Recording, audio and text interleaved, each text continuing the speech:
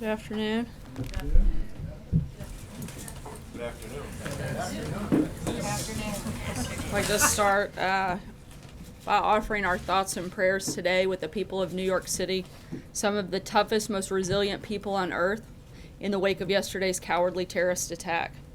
This attack underscores that the terrorist threat is real.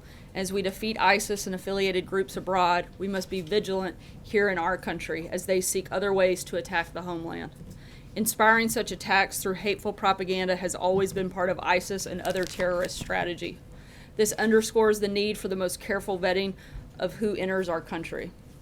There are hundreds of active law enforcement investigations into foreign nationals suspected of engaging in terrorism, and we must vet those seeking entry to the United States thoroughly. Last night, just hours after the attack, 1 million New Yorkers, including families with their children, marched through the city for a Halloween parade. Their message was heard loud and clear. The American spirit will never be broken. Those who hope we will succumb to fear will never get what they want. And those who seek to divide us will only bring us closer together.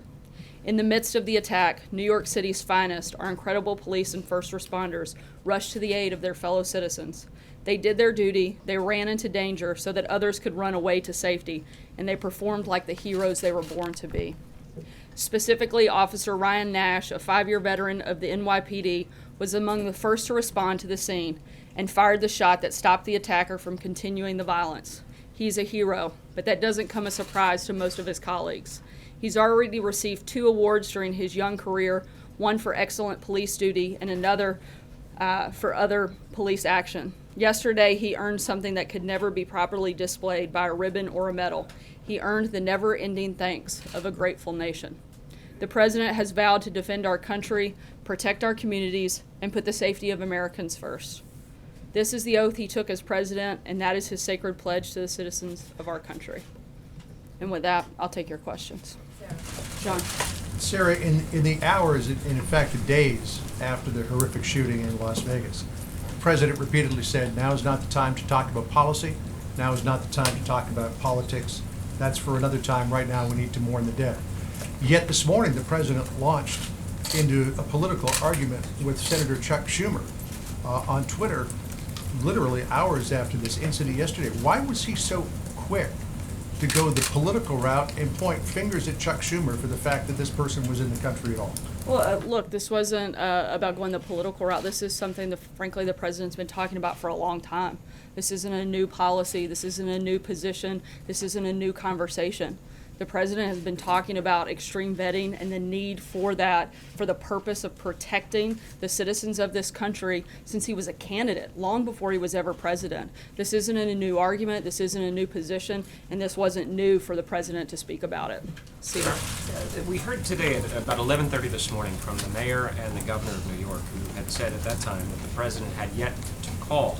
Has the President called his mayor, his governor? He's a New Yorker. The President has spoken with both the mayor and the governor of New York. Now, Sarah, why wasn't Uzbekistan on the travel ban list?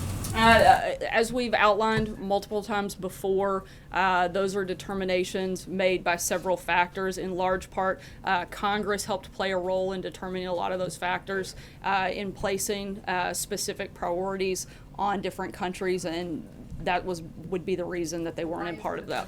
Calling for Uzbekistan to be put on the list. Look, that may be something that's looked at, but that isn't something that we have called for at this time, but certainly haven't ruled it out. I'm just curious why. Look, I Since think he's clearly again looking there for are a ways lot to- of there are a lot of different criteria that we use to determine which countries should be on there, and they haven't been determined as one of the countries yet. But I'm not saying that that's been ruled out either. Jordan. Thank you, Sarah. On Senator Schumer, can you tell us when is the last time he and the President spoke, and more broadly, the President saying that he is responsible, at least in part, for this attack. Does the President still see him Before as you someone? go any further, let does me the be really President still clear. The see him as President has someone- not blamed Senator Schumer and doesn't feel that the senator is responsible for the attack. We believe very strongly that the individual who carried out the attack is responsible and no one else. However, we do think that there are policies that could be put in place that help protect American citizens. We've been talking about those for a long time, and we continue to push and advocate for those policies. Does the President still see Senator Schumer as someone he can work with? I think we'd love to work with Senator Schumer to pass legislation on extreme vetting, and if he's willing to do that, we would absolutely welcome his support on it. John Decker. Thanks a lot, Sarah. The president was asked a little bit earlier when he was meeting with his cabinet about the possibility of sending this terror suspect to the detention facility at Guantanamo Bay, Cuba, and he said he is indeed open to that. Does the president believe he has the authority as commander-in-chief to send this terror suspect to Gitmo? That's my first question. And my second question is about Gitmo. What advantages does the president see in sending this terror suspect to Guantanamo Bay, Cuba? Look, the point he was making is that he supports or would support that, but he wasn't necessarily advocating for it, but he certainly would support it if he felt like that was the best move. Are there advantages in terms of sending any terror suspect to Guantanamo? That's a question I think we'd have to dive into deeper and certainly talk with the interagency process before answering that. Matthew? Thanks, Sarah. The president said last night that he'd ordered DHS to step up, quote, our already extreme vetting.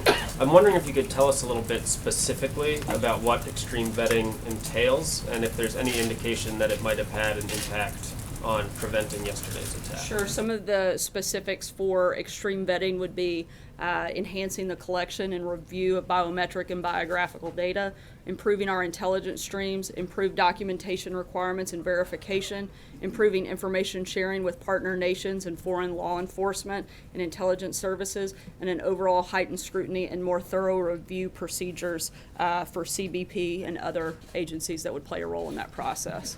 Major? Sarah, separate from the Guantanamo Bay question, does the president believe this suspect should be classified as an enemy combatant? I believe we would consider this person to be an enemy combatant, yes. Would the president therefore instruct the Justice Department not to charge him in federal court and to therefore use the powers of enemy combatant and that status to treat him differently, not only in terms of interrogation but prosecution? I don't believe that determination has been made. I think that's something we'll wait till we get a little further into the process. To not having him charged at all in federal court? Again, I said we haven't made that determination, so I'm not going to speak to that yet until we've gotten. You said you're open to the enemy combatant thing. You think I he said is we an would enemy? consider him to be an enemy combatant, but in Do so terms now. of how we would process, yes. And on what basis?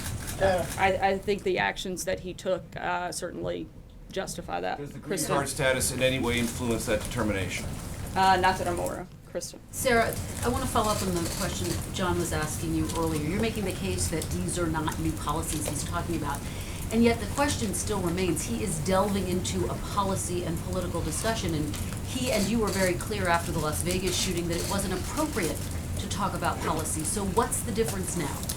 I said it wasn't appropriate to politicize the conversation, which I don't believe we are. We're talking about protecting American lives, and there are things that this president has consistently and repeatedly talked about, advocated for, pushed for, introduced executive orders for, supported legislation for, time and time again since long before he was even president of the United States, that support this position. It's not a new position. There are facts that we know about this horrific tragedy that we know caused some of the things in this horrific tragedy that I think determine what those policy positions that he's been advocating for long before yesterday are very consistent with the activity that could have prevented something like this from happening. The president invoked Chuck Schumer's name, so how can you argue that it's not a political argument that he's making? Look, Senator Schumer has supported these opposing policies, and I think that that is a very basic fact. Margaret? It's not voted against unifying them the for the Gang of country. Eight. Is he failing That's to not true. unify the country at this He critical helped. moment? He helped implement them on the front end long before the Gang of Eight, and the Gang of Eight would have only addressed one part of that problem, as we've talked about many times before. He may have helped isolate one part of the problem, but it would have exacerbated so many other parts of the problem that fall within our immigration system. If you only address one part and not in the totality of it, and introduce a fully and more responsible immigration reform like the president has proposed, like the president has outlined, then you're not addressing the problem, you're not fixing the problem, you're only making things worse. Margaret? Republicans have voted for it, Sarah? Margaret? When he's talking about quicker, greater punishment, is he just talking about better enforcement of laws that currently exist, or is he talking about some sort of extrajudicial process, and are you looking at doing an executive order that would empower him? Would he make something like that public, or would you consider doing a secret order? And very quickly, I also want to ask you, is he really serious about tying the Obamacare mandate stuff to the tax thing, or that seems like you would just blow the whole deal up, blow right through that Thanksgiving? Very different questions. I'm goal? going to try to address the first part in terms of, I believe he was voicing his frustration with the lengthy process that often comes with a case like this. So I think that was simply the point he was making. In terms of the mandate, we're focused on pushing through tax cuts and tax reforms separately. Obviously, we've never made it a secret that we'd like to repeal and replace Obamacare. We'd still like to do that, but we still think it's probably more likely to do something like that in the spring. Sarah, Chuck Miller, the Deputy New York City Police Commissioner, said the suspect committed the attack in the name of ISIS. Governor Cuomo said the suspect was associated with ISIS. How can the president make the case that we are annihilating ISIS when an attack like this occurs? Are his policies emboldening the remnants of ISIS?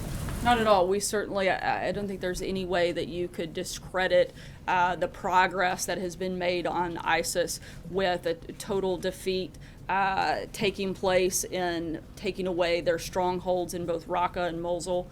But when that happens, as the president even said today, you have people that splinter off, go other places.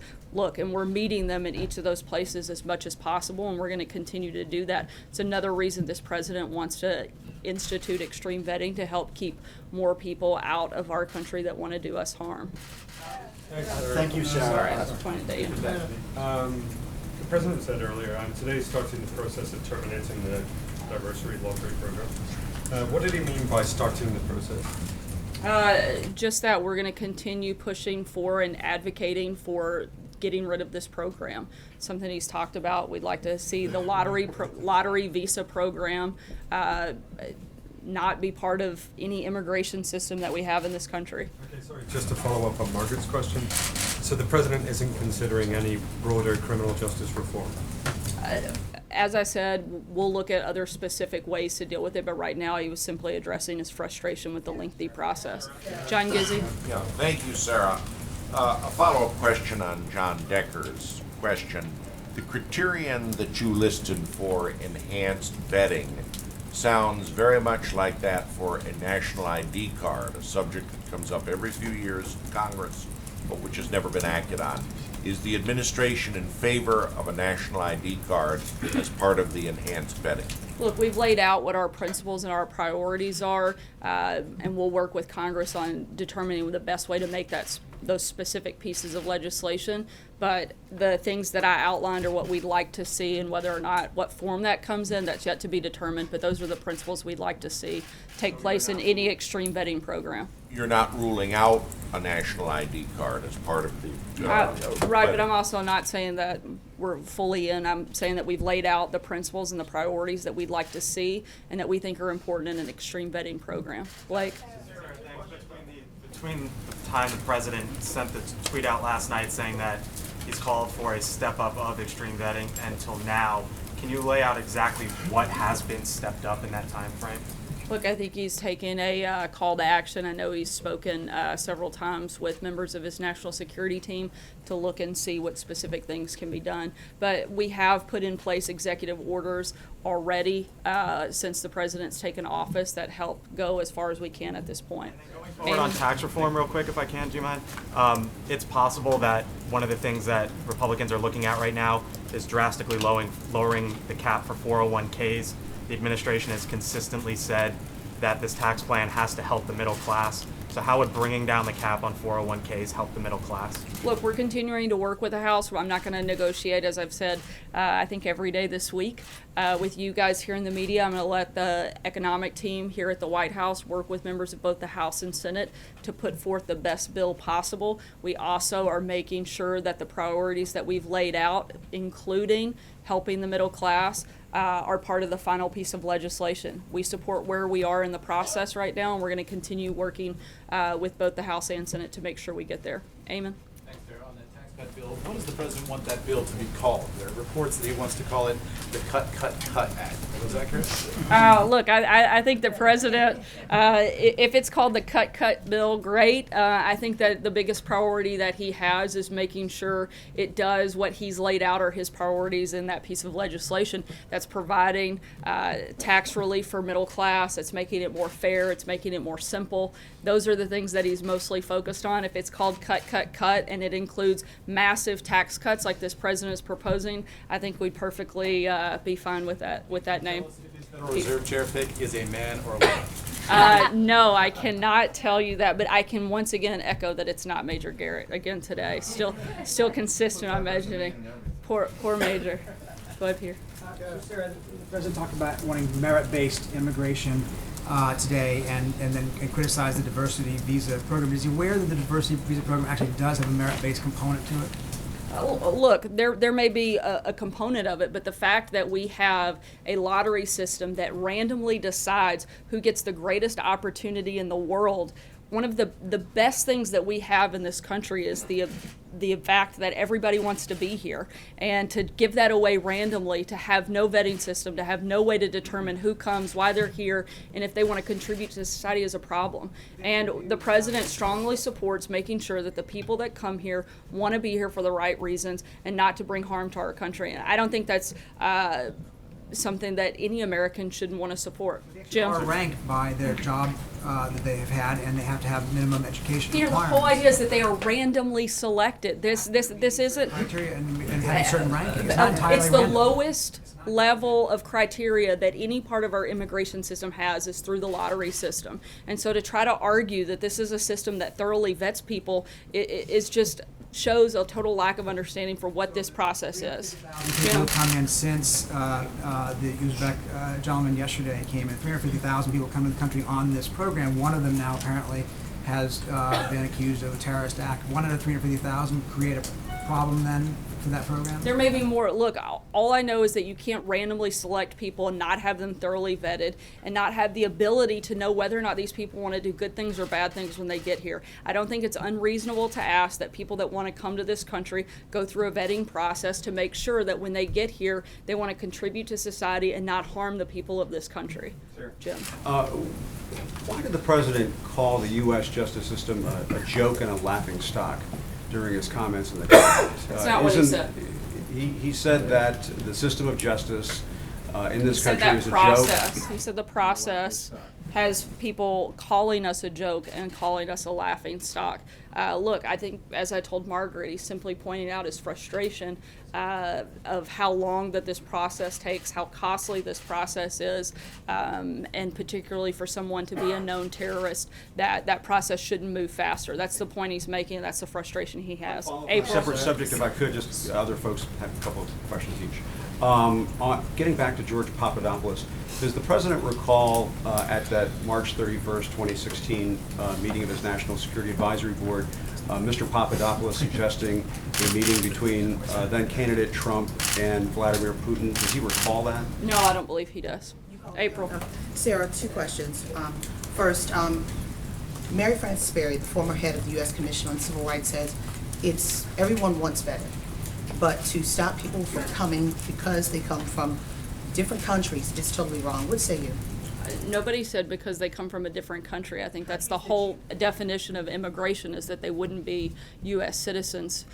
We certainly haven't said that immigration as a whole should be outlawed. So the diversity lottery is specifically for those coming from other nations that you are not favoring right now because you believe that there is a possibility of terrorism.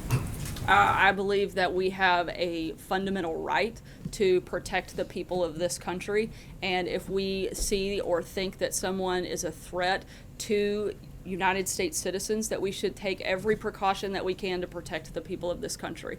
And I don't think most Americans would disagree with that. In fact, most Americans do support extreme vetting and certainly support the protection of the citizens of this country. And second question, last question, compromise, the issue of compromise. What is the definition of compromise as it relates to slavery and the Civil War? Look, I'm not going to get in and relitigate the Civil War. It's like I told you yesterday. I think I've addressed the concerns that a lot of people had and the questions that you had, and I'm not going to relitigate history here. When you left, so, and I'm gonna ask the question again, and Why don't you ask it in the way that you're I'm asking it apparently respect- accusing me of being? I'm not accusing, I'm asking a question, Sarah, seriously. The question is, does this administration believe, does this president believe slavery was wrong? And before you answer, Mary Frances Berry, a historian, said, in 1860, there was a compromise. The compromise was to have southern states keep slavery, but the Confederacy fired on Fort Sumter that caused the Civil War. And because of the Civil War, what happened? The North won.